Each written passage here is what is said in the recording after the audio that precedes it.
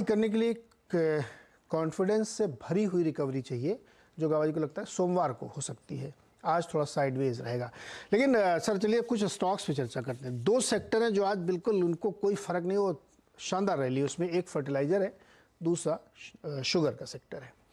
Fact को देखिए, Madras fertiliser देखिए, क्या बढ़िया रैली बनी है। खबर भी आई है उसमें कि ठीक है सब्सिडी की एक और किस्त आ सकती है। कोई इस स्पेस में कोई स्टॉक आपको अच्छा लगता है फर्टिलाइजर्स में? एक्चुअली मैंने कल देखा था फर्टिलाइजर स्पेस में नेशनल फर्टिलाइजर। मैं देखता हूँ अगर मुझे अभी मिल गया चार्ट उसका तो मैं नेशनल फर्टिलाइजर मिल गया। इसका जो ब्रेकआउट मिला था हायर टाइम फ्रेम में करीब 65 के आसपास मिला था। अब ट्रेड कर रहा है 71 पे। मुझे लगता है इस पे एक अपमूव मिलना चाहिए। हो सकता है आते दिनों में 90-95 का जोर भी देखने को मिले। जो रिसेंट हाई 75 का देखा हमने नेशनल फर्टिलाइजर पे, वो पार कर लेगा ऐसा मुझे लगता है। तो स्ट्रक्चरली अपमूव है, कॉन्ट्रेक्शन हुआ फिर अपमूव शुरू हुआ है और इस बार में ताकत है। तो मेरे ख्याल से नेशनल फर्टिलाइजर पर ध्यान देना चाहिए। और आपने शुगर की बात की तो उगर शुगर मुझे अच्छा लगता है। यस, उगर शुगर में एक तेजी है, अपमूव मिलना चाहिए। ट्रेड करा है 99, लगता है ये अच्छी जगह पे जा रहा है। स्ट्रॉन्ग स्ट्रेंथ है इसमें। फ्रेश बाइस कलर जनरेट हुआ है आज उगर शुगर। सर बलरामपुर चीनी भी बढ़िया 4% 5% की उछाल दिखा रहा है। जी हाँ, बलरामपुर चीनी मैंने 1 बजे के शो में रेकमेंड किया, इसलिए मैंने अभी हम्म, शुगर उगर किया क्योंकि उसको रिपीट नहीं करना था मुझे। Yes, okay. बढ़िया है बलरामपुर चीनी। ब्यूटीफुल चार्ट पैटर्न है। इनको 350 380 एक जोन है सपोर्ट का। मुझे लगता है बलरामपुर चीनी 450 की तरफ जा रहा है। मैटर ऑफ टाइम, वक्त लगेगा उसके लिए। 450 स्ट्रेंथ है। Matter of time. अच्छा, डिवीज लैब का चार्ट गावा सर खोलिए, दिखाइए जरा, डिवीज लैब दिखाइए।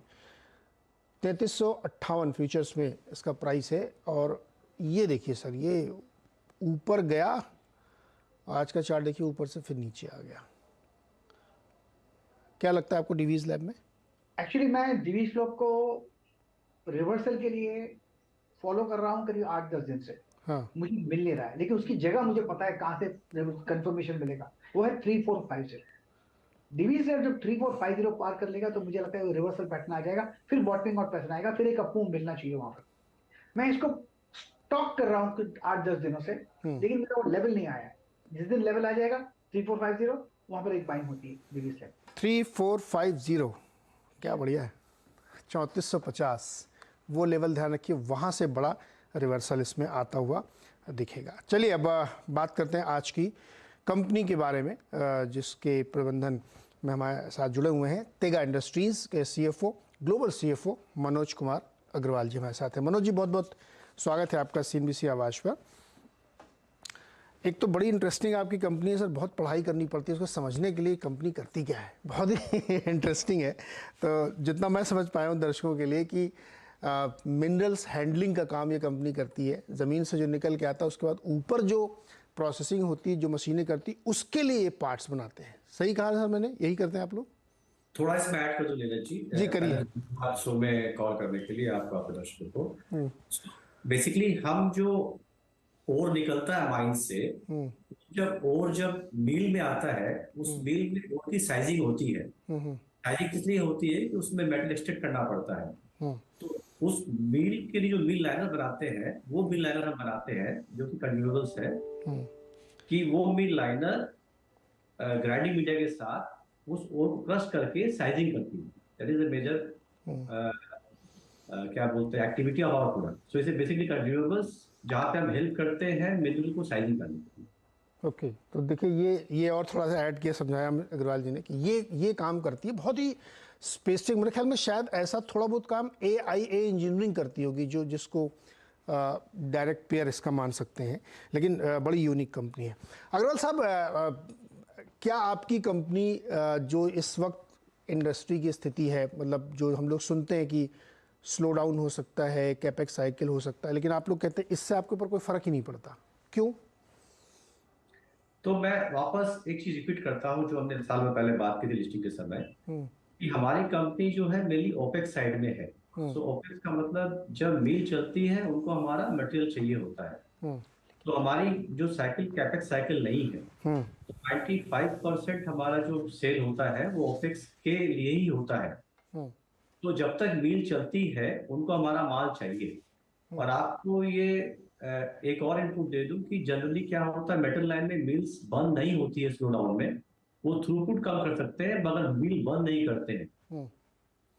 तो इसीलिए जनरली स्लो डाउन के केस में हमारे इंडस्ट्री को बहुत ज्यादा फर्क नहीं पड़ता है।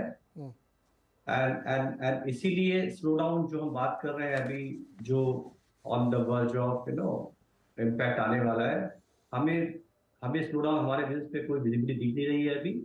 और हम पहले भी इसमें कभी लूप में नहीं आए हैं, तो ये स्लो डाउन हमको इम्पैक्ट नहीं करेगा। मनोज जी, इसमें एक चीज़ मैं समझना चाहूँगा। आप जब ये कहते हैं कि कोई असर नहीं पड़ता है, तो बिल्कुल सही है, क्योंकि मिल चलनी है तो आपके जो प्रोडक्ट की ज़रूरत उनको लगेगी।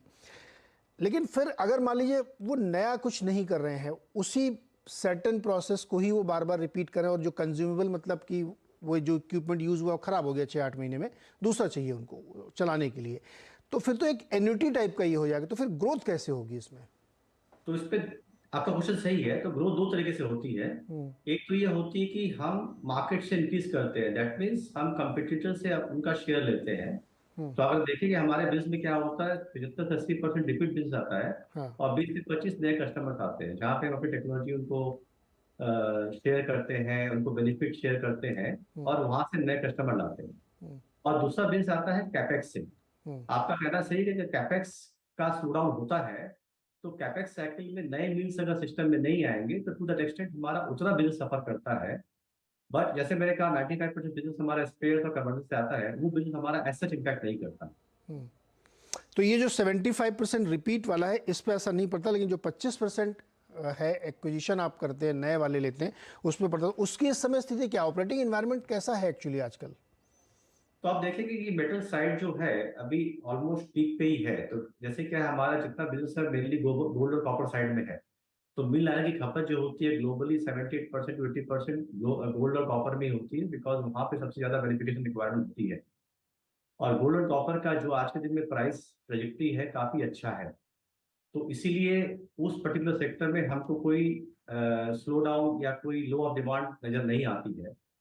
और एक बात और भी नोटिस करने की है कि 2008-9 में जो भी स्लो डाउन आया था ग्लोबली, उसमें क्या मिल लाइनर और जो प्रोड्यूसर उन्होंने भी काफी सीख ली थी। तो आजकल वो भी क्या करते हैं, काफी हद तक अपना जो प्रोडक्शन है वो फॉरवर्ड सेल कर देते हैं 70-80%। तो उनका हेजिंग जो जो रेशियो काफी इंप्रूव हो गया है, उसके चलते भी उनकी रिलायंस काफी बेटर हो गई है और काफी बेटेबल हो गई है। तो 80% का जो market share gold copper gold होने के कारण, और उसकी मार्केट विजिबिलिटी बहुत क्लियर है, इसीलिए बिल लाइनर मार्केट में हम कोई अभी स्लो डाउन नहीं देख रहे हैं एज फार एज हमारा प्रोडक्ट रिलेटेड। ओके सर, आपका मैं नंबर्स देख रहा था, तो इसमें मार्जिन आप मेंटेन करें या थोड़ा सा इम्प्रूवमेंट भी दिख रहा है। मुझे अपने इस मार्जिन पिक्चर को समझाइए हमारे दर्शकों और इन्वेस्टर्स को, कि वो मार्जिन आपकी किस चीज़ से प्रभावित होती है। अगर आपका बिजनेस इतना सर्टेन है और क्लाइंट आपके इतने सर्टेन है, तो वो किस चीज़ से इम्प्रूव होती है? हमारे केस में क्या नीरज जी की ऑपरेटिंग लिवरेज है।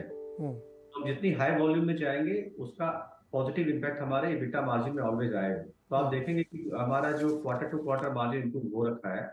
और लंपीनेस के कारण हमारा जनरली क्या होता है, H1 थोड़ा सबड्यूड होता है, H2 ऑलवेज बेटर होता है।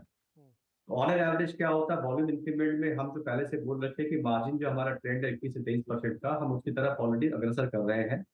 और H1 में आप देखेंगे हम क्लोज टू 20% मार्जिन पे अचीव कर चुके हैं, जो कि लास्ट ईयर थोड़ा सबड्यूड था because of pressure on the side of raw material and the logistic cost. और हमारी उम्मीद है कि H2 में मार्जिन इंप्रूव और भी होगा, और हम जो 21 से 23 का जो एक एक मिशन लेके चल रहे हैं, उसकी तरफ हम अचीव होते हुए दिख रहे हैं in quarter two and going forward, H2 and going forward. Okay sir, जो आपके एक्सपोर्ट ऑर्डर्स हैं उनकी क्या सिचुएशन है, और वॉल्यूम में भी और वैल्यू में भी बताइए हमें। उसमें कोई इम्प्रूवमेंट इंक्रीज हो रहा है? चूँकि आपको कह रहे हैं वो जो 25% हिस्सा है वो बढ़ाते हैं आप, तो वो क्या है इस समय सिचुएशन क्या है उसकी? 25% मैंने नीरज दो चीज बताई। एक बताई कि 25% में करीबन कुछ पार्ट होता है नए कैपेक्स के, और कुछ पार्ट होता है कि हम कंपटीटर से कस्टमर को लेते हैं। तो उस पार्ट में भी हमारा जो आज के दिन में जो रेशियो 25% का है वो बरकरार है। तो हम वो दोनों डायना प्राइम सेगमेंट जो बताया था, वहां पे नए कस्टमर आ रहे हैं, और हम also able to take new customers in our non Dyna prime segment. तो वो जो हमारा रेशियो है अभी भी बरकरार है, उसमें कोई चेंजेस नहीं दिख रहा है। ओके कितना सर, ऑर्डर बुक कितनी है इस समय आपकी? हम अभी 325 करोड़ पे ऑर्डर बुक पे बैठे हुए हैं नीरज। 300 325 बीते क्वार्टर के बता रहे हैं आप? या तो 1 अक्टूबर को हम 325 करोड़ के ऑर्डर बुक पे बैठे थे। चलिए हमारे बिजनेस 3 महीने के ऑर्डर बुक कैरी फॉरवर्ड करते हैं।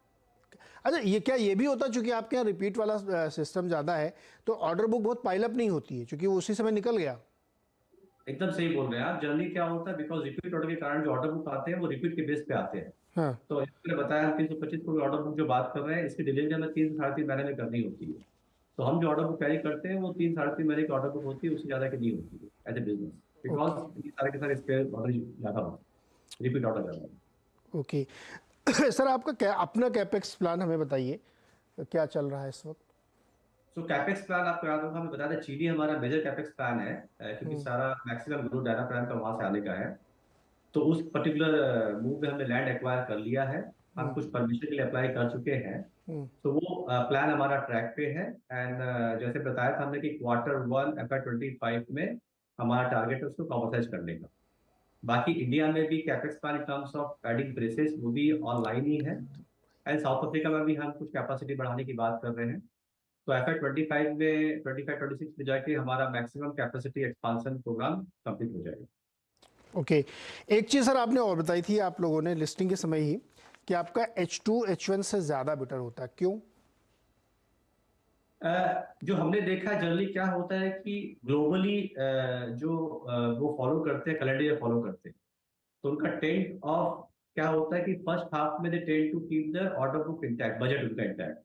और जब H2 जब आता है वो ऑलवेज कोशिश करते हैं कि सारे के सारे वो बजट को कंज्यूम कर लें।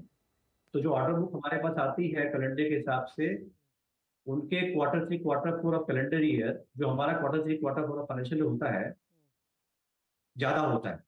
तो इसलिए जब Q3 Q4 कैलेंडर का जो ऑर्डर बुक जब हमारे पास आता है, that turns into revenue in Q3 Q4 of our financial year. और उनका Q1 Q2 ऑफ कैलेंडर जो होता है ऑर्डर बुक का, वो लो होता है। इसलिए हमारा H1 जो फाइनेंशियल Q1 Q2 होता है वो लो होता है। Okay, that's fine. अच्छा मनोज जी, एक बड़ा अनरिलेटेड क्वेश्चन है, उससे जानकारी के लिए पूछो। पेरू में आजकल बड़ा झगड़ा झंझट चल रहा है और वो कॉपर के बड़े भारी प्रोड्यूसर है, तो उसका कुछ बताइए, क्या असर कुछ हो रहा है क्या इंडस्ट्री पे? लैटिन में थोड़ी चीजें होती थी, आपको याद होगा चिली में भी 3-4 साल पहले काफी उन्माद हुआ था कुछ पशुओं को लेके। हाँ। सारे सेटअप हो चुके हैं, पेरू में भी हुआ कुछ पर्टिकुलर जगह पे, बट अभी तक हमको उसका कुछ इम्पैक्ट नहीं हुआ है, तो तारीफ है। हाँ। हाँ। और पेरू वैसे भी हमारे बेसिकली मार्केटिंग कंपनी है, वी डोंट हैव एनी हाँ। Manufacturing facility. हाँ, नहीं बट वो तो मैंने इंडस्ट्री के लिहाज से समझने के लिए पूछा, क्योंकि वो मैं पढ़ रहा था कि उसमें बहुत सरकार और के खिलाफ बड़ा माहौल बन गया है वहाँ पे। हाँ, वो जैसे चिली में भी हुआ था, लैटिन में कई बार ये होते रहते हैं। जैसे आपको याद होगा चिली में काफी हाँ साल बिल्कुल। पहले काफी नया कस्टमर, नई गवर्नमेंट आई है। बट एक्चुअली अभी तक ऐसा कोई इम्पैक्ट नहीं हुआ है as per business environment concern, because Peru Chile ये दोनों कंट्री जो है पूरी की पूरी माइनिंग पे डिपेंड करती है, जैसे आपको पता होगा। तो सबवे वो हमेशा ट्राई करते हैं कि माइनिंग में ज्यादा इम्पैक्ट नहीं आए, अदरवाइज उनकी इकोनॉमी पूरी इम्पैक्टेड हो जाती है। ओके, तो मनोज जी बहुत शुक्रिया। और मैं आपकी बातचीत से ये समझा कि जो नया बिजनेस आप एक्वायर कर रहे हैं वो आपके लिए ग्रोथ ड्राइवर है। रिपीट बिजनेस आपका एन्युटी है, लेकिन चूंकि वो कंपटीशन में नहीं है उसमें, तो आपके लिए बढ़िया है। और आप 3rd और 4th क्वार्टर जो इंडिया का होगा उसमें बढ़िया रिजल्ट पेश करेंगे। सही, आप सही पकड़े। सही पकड़े। Thank you sir, thank you so much Manoj ji जुड़ने के लिए हमारे साथ, क्योंकि बहुत इंटरेस्टिंग कंपनी थी तो मैंने कहा इसको समझा जाए। क्योंकि बहुत लोग, जैसे एक बार मैं बताऊं मनोज जी, मैं 3M इंडिया के बारे में पढ़ रहा था, मुझे वो बहुत समय लगा उसको समझने में कि काम क्या करते हैं वो। तो वैसी आपकी कंपनी है, इसको आसानी से समझना बड़ा मुश्किल है, लेकिन आज थोड़ा सा जानकारी आपके थ्रू मिली। बहुत बहुत शुक्रिया सर मेरे साथ जुड़ने के लिए। धन्यवाद। 596 रुपये 15 पैसे पे टेगा इंडस्ट्रीज इस वक्त ट्रेड कर रहा है। और जो रिसेंट लिस्टिंग हुई उनमें से ये स्टॉक है जो सबसे कम करेक्शन में इस वक्त चल रहा है। छोटा सा एक ब्रेक के बाद मार्केट में चर्चा।